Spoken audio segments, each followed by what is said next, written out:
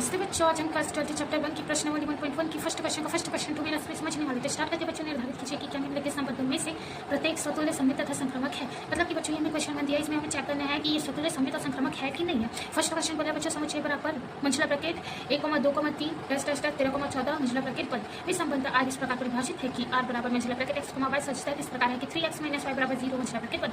मतलब कि बच्चों इस क्वेश्चन में हमें समुच्चय दिया है जिसमें कितने अवयव 1 से 14 तक के अवयव, मतलब 14 अवयव हैं, जिसमें एक रिलेशन के साथ मेरे पास जगह नहीं थी तो मैंने सिर्फ 12 तक अवयव लिखे हैं क्योंकि उतनी ही जरूरत थी। एक रिलेशन के साथ है और हमें क्या बच्चा बच्चों इधर के अवयव को हम लोग क्या बोलते हैं, x बोलते हैं, इधर के अवयव को हम लोग y बोलते हैं। x और y में रिलेशन दिया है 3x - y बराबर 0। मतलब कि अगर मैं y को उधर ले जाऊं -y + y हो जाएगा तो y बराबर 3x आ गया, मतलब y बराबर है 3x। इधर के अवयव को हम लोग x बोलते हैं, इधर के अवयव को y बोलते हैं। तो हमें x और y के बीच संबंध निकालना है। तो अगर मैं x की जगह 1 रखूं तो y मुझे 3 मिलेगा, x की जगह मैं 2 रखूं तो y मुझे 6 मिलेगा, x की जगह 3 रखूं तो y मुझे 9 मिलेगा, x की जगह 4 रखूं तो मुझे y 12 मिलेगा। मतलब 1 का रिलेशन 3 के साथ है, 2 का रिलेशन 6 के साथ है, 3 का रिलेशन 9 के साथ है, 4 का रिलेशन 12 के साथ है। तो रिलेशन r बराबर मंझला ब्रैकेट 1,3 2,6 3,9 4,12 मंझला ब्रैकेट 1।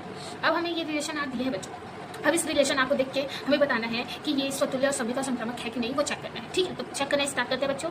हमें 1,1 दिख रहा है क्या रिलेशन आर में। 1 का रिलेशन स्वतुल्य कब होगा बच्चों, जब 1 का रिलेशन 1 के साथ, 2 का रिलेशन 2 के साथ, 3 के साथ, 4 का 4। मतलब इधर के जितने भी अवयव उसका खुद का रिलेशन खुद के साथ, खुद का रिलेशन खुद के साथ है। मतलब है बच्चों की 1 का 1 के साथ, 2 का 2 के साथ, 3 का 3 के साथ, 12 का 12 के साथ। लेकिन ऐसा कुछ भी नहीं है, हमें 1 का रिलेशन 1 के साथ नहीं दिख रहा है, रिलेशन आर में 2 का 2 के साथ भी नहीं दिख रहा है। मतलब एक का ना दिखे तो वो स्वतुल्य संबंध ही नहीं है। एक का भी ना दिखे, पूरे का दिखना, इधर के जितने अवयव उनका खुद के साथ रिलेशन दिखना मोस्ट इंपॉर्टेंट है, तभी वो स्वतुल्य कहलाएगा। अगर एक का नहीं दिखा तो वो स्वतुल्य संबंध नहीं है। तो इधर हमें 1 का रिलेशन 1 के साथ इस रिलेशन आर में नहीं दिख रहा, तो हम कैसे लिखेंगे 1,1 अवयव नहीं है आर का, 2,2 अवयव नहीं है आर का, डैश डैश डैश, अतः आर स्वतुल्य नहीं।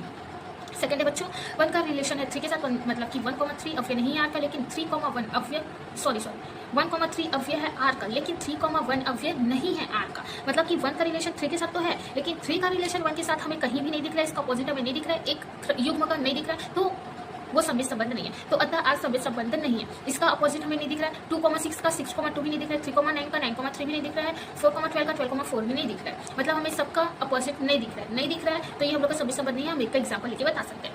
थर्ड है बच्चों 1,3 अवयव है आर का तथा 3,9 अवयव है आर का, लेकिन 1,9 अवयव नहीं है आर का। मतलब 1 का रिलेशन 2 के साथ है, 2 का रिलेशन 3 के साथ है, लेकिन 1 का रिलेशन 3 के साथ नहीं है, ऐसा बोल सकते हैं।